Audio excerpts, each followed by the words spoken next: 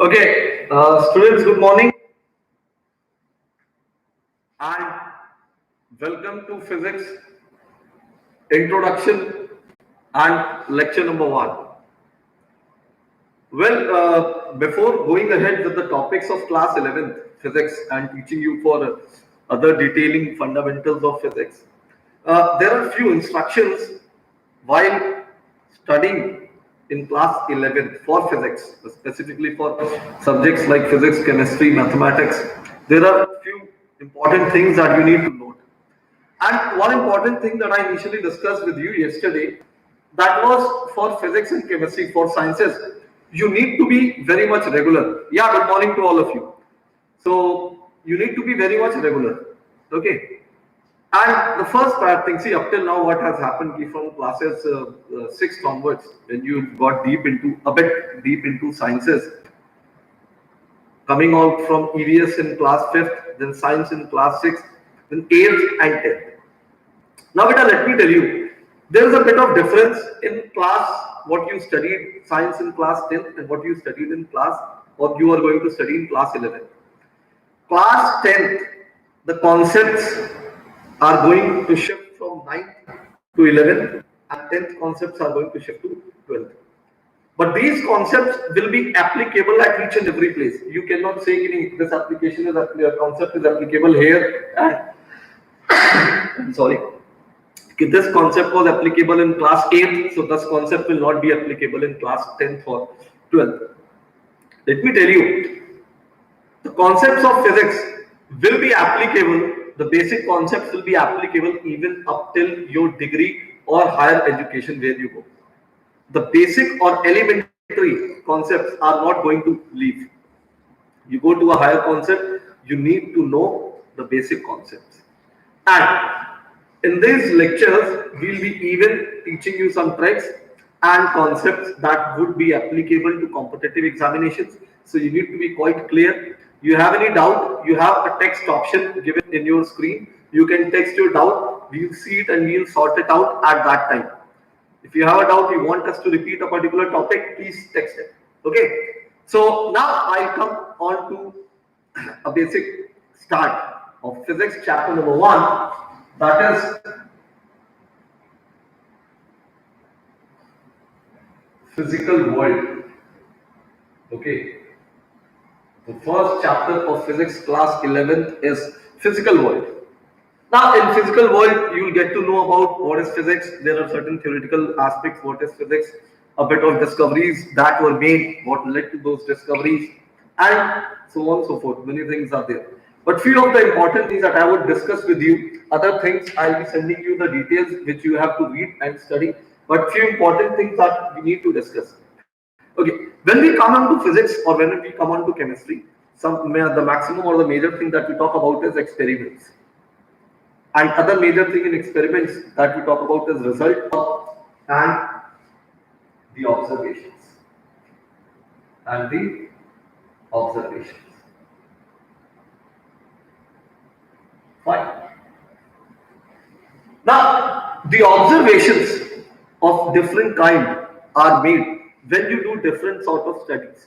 ठीक है, जब आप different studies करते हैं किसी particular topic, किसी particular चीज पे, then you come on to different observations which you make on that particular study. So, what is the aspect in which we make studies of different laws, of different things, or maybe of different properties? Okay. So there are basically two domains in which you make this process go through. The two domains, and these domains are not only applicable to physics. These domains are applicable to any of the fields of sciences. It may be biology, it may be chemistry, it may be mathematics, either. Okay. So observations or studies that you make. Number one is macroscopic domain. It is macroscopic domain.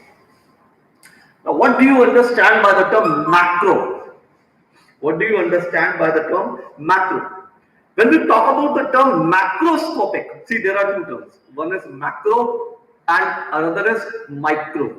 Okay, I repeat, macroscopic and microscopic. When you talk about the term scopic, okay, so scopic basically refers to vision. Scopic basically refers to vision, or the part is optics, optical. You see lenses, glass, optics. So when you talk about macroscopic domain, you talk about a domain or you talk about the observations that you can make by naked eyes. By naked eyes means without using any particular optical instrument. This is also an optical instrument. Let me make it clear. This is also an optical instrument. You've studied in class 10th. It is used to remove metropia, hypermetropia, or presbyopia. So it is also an optical instrument. So all those observations that you can make with your naked eyes or without the use of any particular optical instrument come under macroscopic domain. Example, you need to calculate the distance from one point to another point. Distance. You can do it with your naked eyes. You'll have a measuring tape. You'll put it at one end. You'll take it at another end. You'll see the reading over here. You'll see the reading over there, and you'll find out the distance between them. Quite clear? Distance. Let's say weight or force. Weight is nothing but force. These things you're going to study over here in class 11th. Already you've done in 9th. So force. So when you're applying force, you need to calculate the amount of force or the weight of a body. So the weight of the body is easily calculated. You put it in a weighing pan, you'll see the needle, so you can see it comfortably. You can observe it comfortably. So all these observations come under macroscopic domain.